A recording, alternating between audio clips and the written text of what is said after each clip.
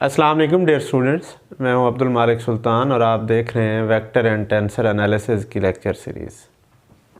Last video में हमने कुछ डेफिनेशंस की थी वेक्टर फील्ड की, scalar field, level surface.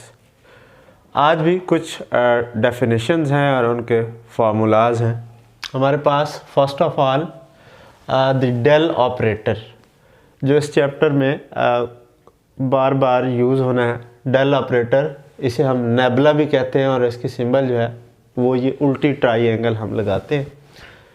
Mathematically ये एक वेक्टर क्वांटिटी है और ये किस चीज़ का इक्वल होता है, पार्शल ओवर पार्शल एक्स आई plus partial over partial Y जे प्लस पार्शल ओवर पार्शल जी के इक्वल होता है। यही नेबुला है जो मुख्तलिफ फंक्शंस पे ऑपरेट होता है और उससे हम ग्रेडियंट, डाइवर्जेंस, कर्ल और डायरेक्शनल डेरिवेटिव को डिफ़ाइन करते हैं। हमारे पास पहली डेफिनेशन जो है वो ग्रेडियंट की है।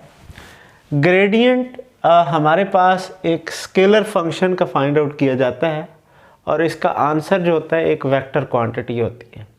फार्मूलाइज हम इसको किस तरह से करते हैं कि अगर f ऑफ एक्स वाई जी हमारे पास कोई फंक्शन है तो इसका जो ग्रेडियंट है वो हमारे पास नेबुला f के इक्वल होता है।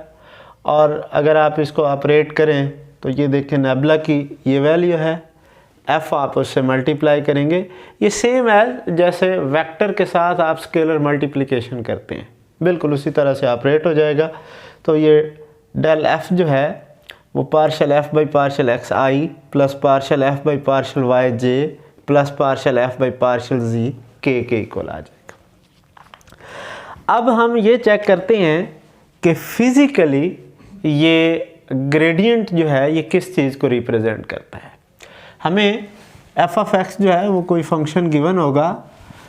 अगर आप इसको ड्रॉ करें, इसका ग्राफ बनाएं तो वो डेफिनेटली कोई सरफेस बनेगी। हमने लास्ट टाइम लेवल सरफेसेस में इसको बड़ा डिटेल से डिस्कस किया था। तो लेट्स से हमारे पास कोई, हम इसको इस फंक्शन को ड्रॉ करते हैं तो ये हमारे पास कोई सरफेस जो है वो बन जाती है। तो हम देखते हैं कि ये ग्रेडियंट जिसे आपने डेल ऑफ एफ का, ये बेसिकली जो फिगर बनी है ये एफ ऑफ एक्स वाई जी का ग्राफ है। अब आप अगर किसी पॉइंट पे बात करें कि ग्रेडियंट एट सम पॉइंट, तो वो डेफिनेटली ग्रेडियंट आप सम पॉइंट पे फाइंड आउट करेंगे। तो यहाँ पे ग्रेडियंट क्या रिप्रेजेंट करेगा, जिस पॉइंट पे आप ग्रेडियंट कैलकुलेट करते हैं वो ग्रेडियंट उस पॉइंट पे, लेट्स से आप इस पॉइंट पे ग्रेडियंट फाइंड आउट करना चाहते हैं, ये पॉइंट P है इस सरफेस का, तो इस पॉइंट पे जो नॉर्मल वेक्टर होगा, जिसे आप परपेंडिकुलर वेक्टर कहते हैं, उसको ये रिप्रेजेंट करेगा। अब सरफेस आपकी ये है तो यहाँ पे चूँकि 3D को रिप्रेजेंट करना थोड़ा टफ है, तो ये डायरेक्शन बनेगी इसकी, जो ये वाली डायरेक्शन है। तो इसको आप पेपर पे साफ ज़ाहिर है कुछ इस पैटर्न पे आप, तो ये आपके पास जो है वो ग्रेडियंट ऑफ f होगा एट पर्टिकुलर पॉइंट P के ऊपर। तो किसी भी पॉइंट पे नॉर्मल फाइंड आउट करने का तरीका आपको पता है कि आप क्या करते हैं। पहले उस पर एक टेंजेंट ड्रॉ करते हैं। टेंजेंट जो होता है वो स्लोप से आप निकालते हैं और उसके ऊपर आप वर्टिकल लाइन जो है वो ड्रॉ करते हैं उस पॉइंट पे, तो वो आपके पास उसका नॉर्मल वेक्टर आ जाता है। तो ग्रेडियंट जो है वो बेसिकली सरफेस के ऊपर किसी भी पॉइंट के ऊपर नॉर्मल वेक्टर को रिप्रेजेंट करता है। आपको अगर एक इस तरह की सरफेस गिवन हो और कहा यह जाए कि इसका नॉर्मल वेक्टर फाइंड आउट करें, तो आपने जस्ट इसका ग्रेडियंट फाइंड आउट करना है, तो आपके पास उस पॉइंट पे उसका नॉर्मल वेक्टर आ जाएगा। Next is the second definition, that is divergence. Divergence को हम देखते हैं कि डाइवर्जेंस एक वेक्टर फंक्शन का हम फाइंड आउट करते हैं। हमारे पास f जो है this is a vector function, इसका डेल के साथ, del itself is a vector quantity, इसके साथ हम डॉट प्रोडक्ट, स्केलर प्रोडक्ट ले लेंगे तो ये हमारे पास डाइवर्जेंस की वैल्यू आ जाती है।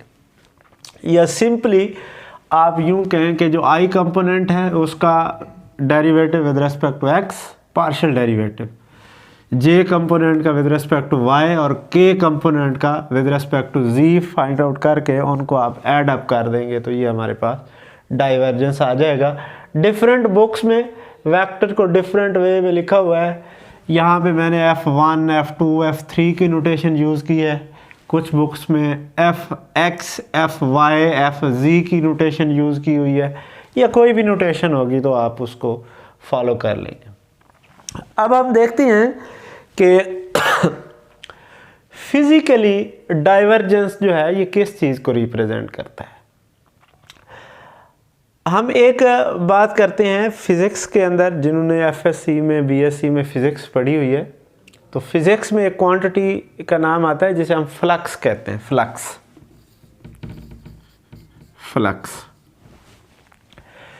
फ्लक्स बेसिकली क्या होता है? इलेक्ट्रिक फ्लक्स भी होता है, मैग्नेटिक फ्लक्स भी होता है, आपके पास फ्लूइड फ्लक्स भी होता है। तो अगर हम इलेक्ट्रिक फ्लक्स की बात करें तो हम कहते हैं कि number of electric lines passing through a cross section in unit time, that is called the flux.